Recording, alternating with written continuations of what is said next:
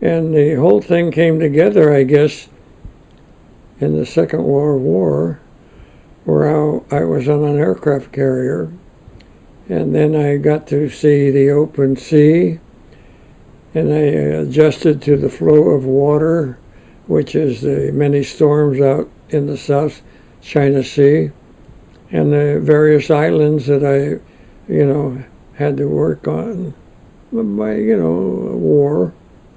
And then I've been to Hawaii quite a few times because we used to refuel and then take on troops and planes and go to war. So I grew up after a while. I was 19 and then I became a man. Then I had to decide to pick out something to do after the war if I survived, and which I did. And then somehow something told me art. And I came home, confronted my father and mom. And my father was tickled to death because he was a wounded veteran from World War I. He got machine gunned and mustard gassed and everything.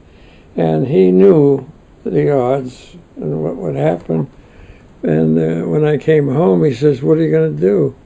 He could only speak Greek. So English was tough if I were to converse with him in English. I know Greek. So I told him I wanted to be, I looked at him first. I said, "Dad, I want to be an artist."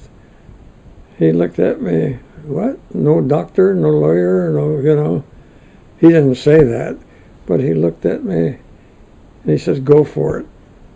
What else do they need?"